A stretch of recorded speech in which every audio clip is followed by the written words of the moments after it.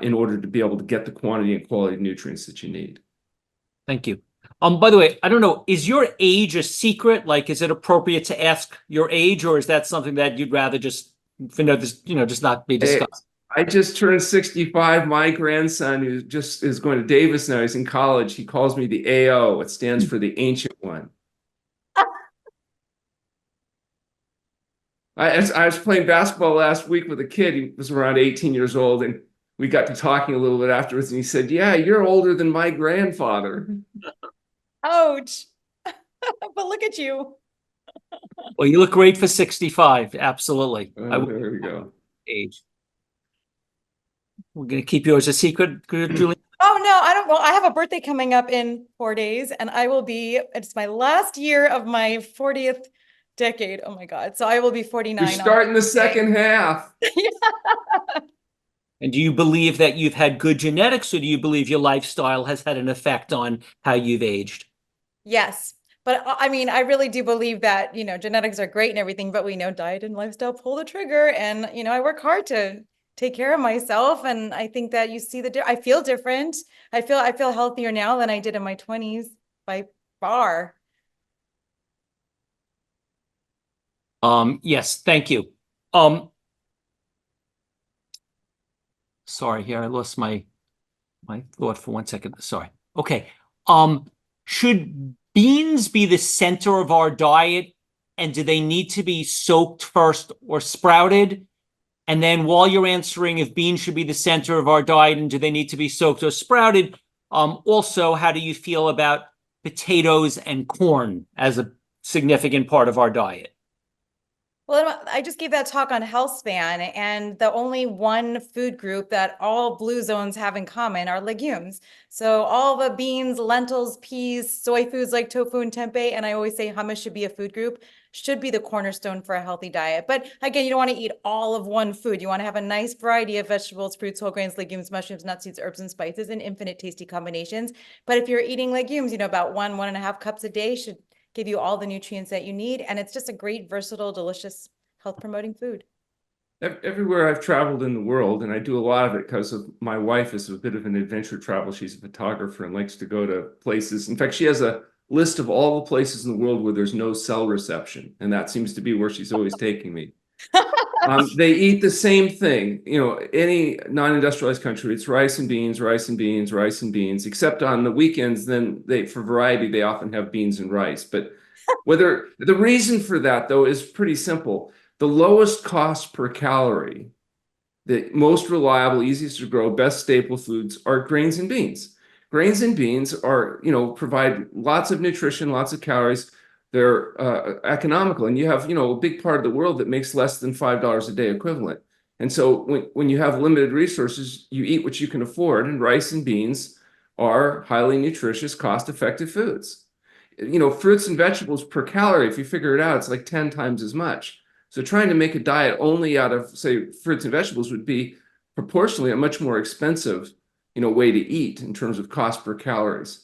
We can do that, and we recommend that. Dominating, fresh fruit and vegetables is a major volume component of the diet. But as far as caloric density, it's really hard to beat the value that rice and beans and starchy vegetables add. So how about corn, potatoes, and squashes? Wait, and these are all staples. Sorry. Yeah. No, just to add to what you're saying is that you can take, I've done a video series where you could take a bowl of rice and beans and completely transform it to have any kind of flavor profile you like. I did a Japanese version and a Mexican version and an Indian version, and they taste amazing. So you can take this very versatile, very cost-effective, which is a very excellent point, nutritious staple food group, and you could turn it into anything you like to meet your palate. So it's really versatile and delicious. And what were you asking about, corn and potatoes? Corn, potatoes, and squash. Definitely fabulous staple foods and very satisfying. Potatoes are known as the most satisfying food, scientifically speaking. And, with my clients, I do so much weight loss. The more potatoes people eat, the more they lose weight. So those are wonderful, delicious, versatile staples that you could do a million delicious things with as well. And what's nice is you can actually live healthily on any one or any combination of these variables. So if you're in a fortunate position to have a variety of them, that's probably the best.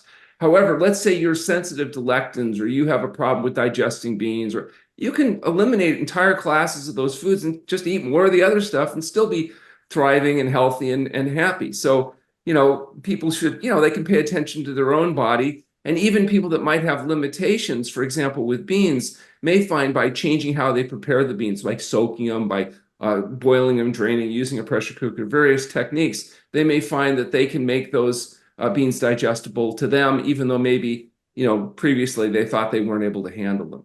Some people can handle things once a week, but they may not be able to handle it every day. So being able to have the luxury of having a variety of staple starches in the diet is often a really good strategy for people that have sensitive digestive systems.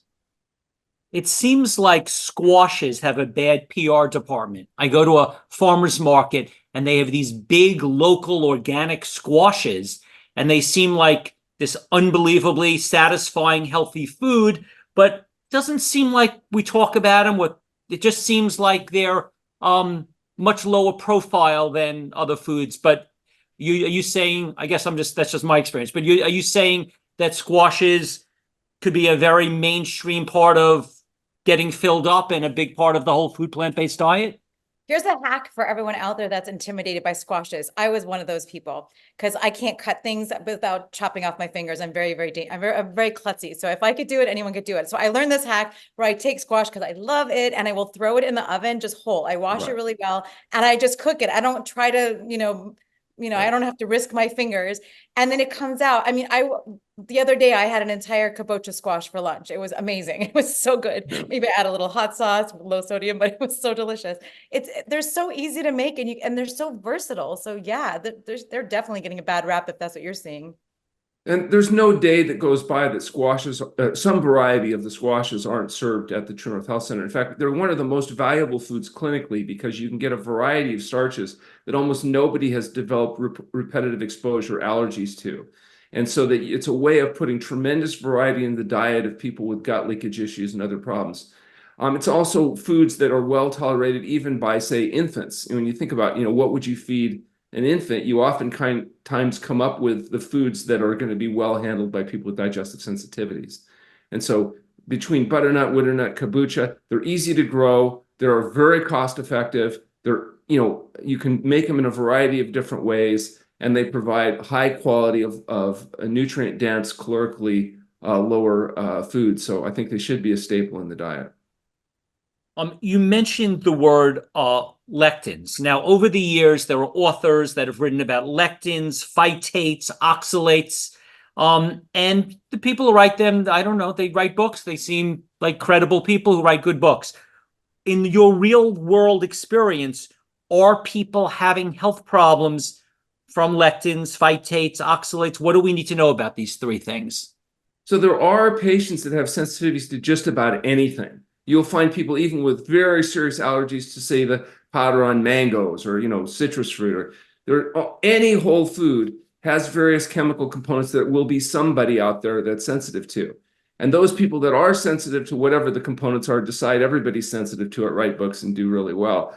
The reality is most of the associations or errors of attribution, they'll blame one class of food for all that ails them, when really that's just a component of the overall diet integrity. So if you happen to be sensitive to certain proteins, then just avoid those proteins and eat the foods that aren't dominant in those foods until you get healthy enough that you can probably rotate foods back in, and it may not be a big issue. Also, again, you may be sensitive to some things that you eat every single day, whereas if you just rotate your diet a little bit more, you may find you have a little bit less immunological sensitivity. Honestly, most of the people that come in, once you get them fasted, get rid of their gut leakage, they can handle a variety of whole plant foods without a big problem. And if they do have a problem, it really isn't that big of a deal just to exclude the foods they're sensitive to.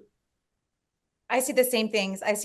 Absolutely. And it is so funny how we're trying to generalize it, and you really can't. And there are people that are sensitive to all sorts of things, but I don't see people coming to me because they've eaten too many lectins and that's why they're dealing with chronic disease, or they're eating too many, phytates. I mean, these are things that are just part of whole foods. And I love the way you said that. That's like just the perfect way to sum it up, is that if you are sensitive, then take it out. And everyone I see that comes to me with these massive lab panels of what they're allergic to, it's always the foods they eat predominantly. And then you shift it out, and it's amazing how all of a sudden you can bring those back in and be okay. So it's good to hear that you're seeing that as well, because that's an anecdotal type of finding. from my The end. problem is when people have oxidative damage secondary to pro-inflammatory foods, so particularly meat, fish, fowl, eggs, dairy products, oil, salt, and sugar, one of the problems that happens is the matrix in their gut widens and they can leak in chemicals that stimulate the immune response. We have the luxury with fasting patients to allow that to heal. And then when you rotate foods in, you can identify very clearly if they actually do have sensitivity. And there are patients that have particular sensitivities. It's usually relatively easy to identify. And, they may not like getting rid of those foods because often the foods they're allergic to are the ones that they've been over consuming for years and years and years. And so they have to make dietary changes until such time as they can adapt. And another example is sometimes it's the concentration of foods. They might be able to eat fresh tomatoes, but you give them a bunch of tomato sauce where, massive amount of acid concentrated in a small space, they may have some sensitivity that you and I may not. Do any of us have to worry if at lunch and dinner we have lots of green vegetables and lots of sprouts raw? Is that ever a concern that we'll have too many oxalates and that'll cause some kind of health issue, as Sally Norton in her book Toxic Superfoods pointed out? And as long as you're not getting involved in heavy juicing and stuff, it's very unlikely that the normal large volumes of fresh fruit and vegetables is going to be a dominant problem for any significant number of people. When you start juicing, now you get a situation where you can get an abnormally large amount of a substance. And I'm sure there are people that are sensitive, say, to oxalic acid. If you juiced enough spinach juice and you gave them enough of it, they would have negative reactions. But again, if people just pay attention to how they're feeling, they can identify the foods that they do well with, the foods that they don't do as well with, or the foods that they don't do well at all with, and just set up their diet accordingly. Fortunately, there's so much variety of whole natural foods that it's not usually that difficult to identify a few dozen things that you can incorporate in your routine diet.